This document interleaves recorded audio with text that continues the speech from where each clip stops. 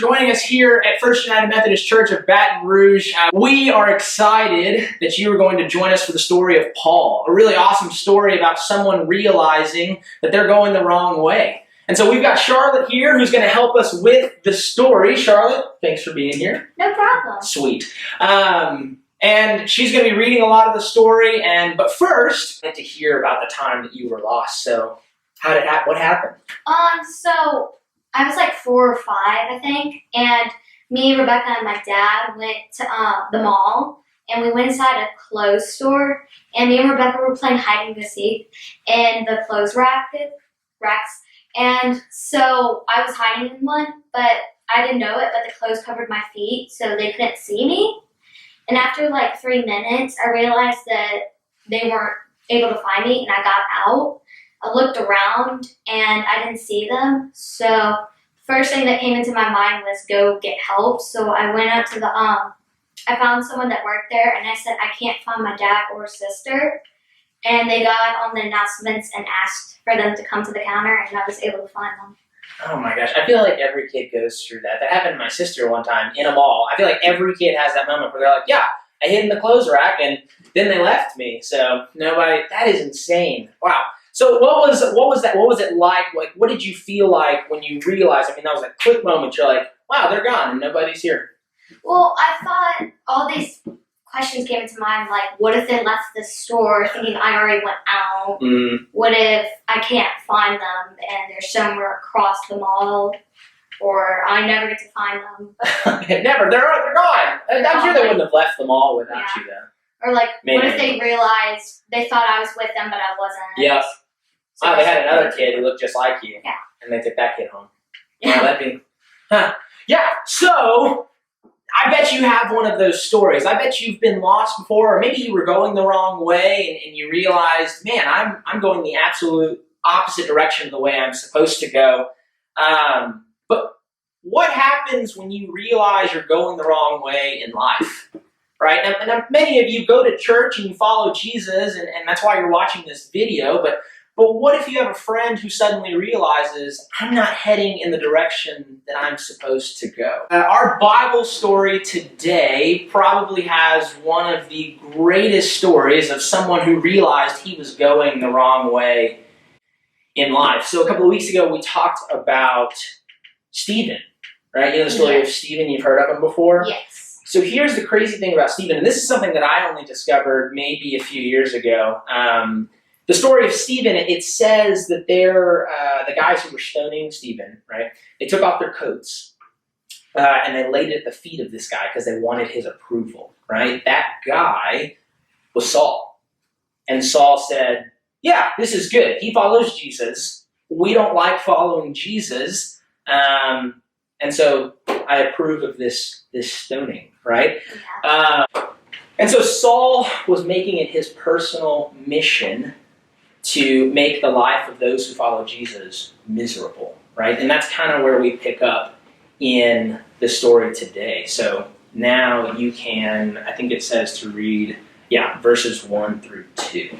And this, the way that it's edited, like it's just going to be the verse on the screen. So don't be afraid to just, literally just read off the screen. They're not going to see us during this time. So, yeah. Saul, still breathing out threats and murder against the disciples of the Lord, went to the high priest and requested letters from him to the synagogues of Damascus. Yeah. So that if he found any there of the way, either men or women, he might bring them bound to Jerusalem. Yeah. So Saul is getting permission. So he's in Jerusalem, right? Saul was born in Tarsus, but then he's in Jerusalem. That's where he spent a lot of his time in his adulthood.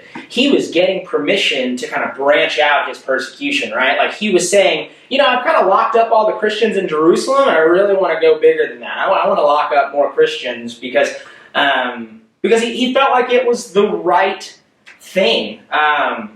And that's what I want to point out here is that like Saul really thought what he was doing was right. Like he thought he was helping people by stopping the spread of a message of a false Messiah, right? Because Paul's Jewish, and that's what the Jewish people thought. They thought Jesus was the false Messiah, right? Yeah, and so now you can read verse 3.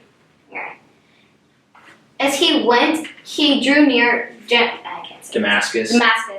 And suddenly a light from heaven shone above him. Right. So at this point, maybe Paul is just thinking like, oh, this is just like bad weather, right? Like, there's a light from heaven I can't really see. Maybe it's just really bright outside, right? Do you think that could maybe bad weather? Yeah. Maybe something with the sun. Something with the sun, right? Keep going. Let's see what happens. Okay. He fell to the ground and heard a voice saying to him, "Saul, Saul, why do you persecute me?" So now there's a voice. Okay, so the flash of light was one thing that could have been, but now there's a voice speaking to Paul saying, "Why are you persecuting me?" I don't know how you would feel in this moment, but I would be absolutely terrified. Same. If a voice came from the sky. What will happen to me? Yeah, and especially a voice saying, "Hey, why are you persecuting me? Like, why are you against me?" I'd be like, "Wait, who am I against?" Except Saul knows who he's against. So, okay, now to verse 5. All right. He said, "Who are you, Lord?" The Lord said, "I am Jesus, whom you are persecuting. It is hard for you to kick against the goads." Goads? I don't know what a goad is. Maybe that's a typo. I don't know. We'll see. So Jesus himself, right, from heaven, Jesus himself is stopping Saul and saying, "Why are you against me?" Which is huge. I mean, that's one big way to get someone's attention. So, verse 6. All right. Trembling and astonished, he said, "Lord, what will you have me do?" The Lord said to him, "Rise up and go into the city, and you will be told what you must do." So that's a pretty clear message, right? Jesus is saying, hey, just get up and go into the city, and from there I'm going to tell you what to do. But there's still one really big problem around. Yes. You could think it's bad weather. You could think that maybe like this voice is just like Saul talking to himself or something. But that's the crazy thing, is that there were other men traveling with him who witnessed this moment. So what was that like for them? The men traveling with him stood speechless, hearing the voice, but seeing no one. Ooh, so they heard the voice. Wait, they heard the voice?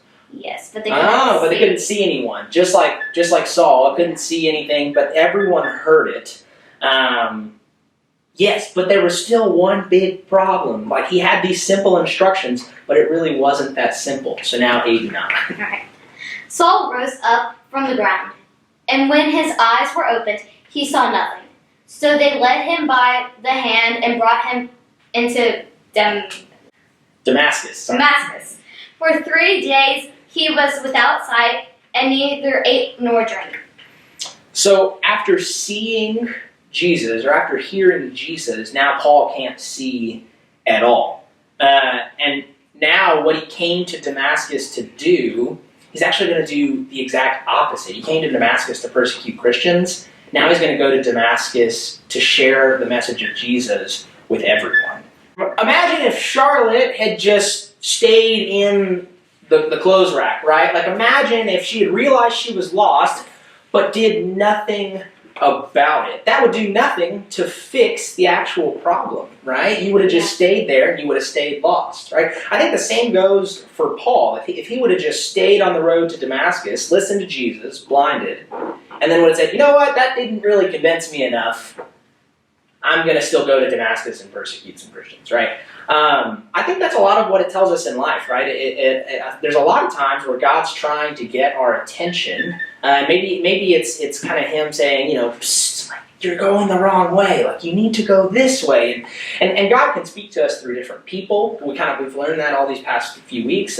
He can speak to us through the Bible. Like, God can speak to us through all these different ways. I think it's just a matter of us being willing to change our perspective, right? To realize we're going the wrong way, listen to God's prompting, and go the right way. So as we're heading into small groups, what's our key question? What are we thinking about? What are we talking about? How does God try to get your attention? So think about a way that God has been trying to get your attention. Maybe a certain person keeps nagging you about changing directions. Maybe you keep reading this one piece of scripture that it just really stands out to you. Whatever it is, what is that one thing that keeps getting your attention?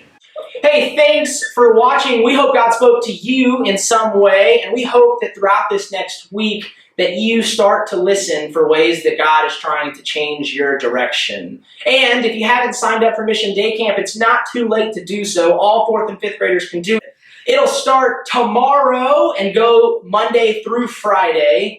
But if you can't do it next week, that's okay. You can do it throughout the entire summer. Mission Day Camp online, available for the entire summer to do. So if you don't do it next week, please still let us know that you're going to do it. It's going to be a ton of fun. So that's it. All right. See you later. Bye. Bye.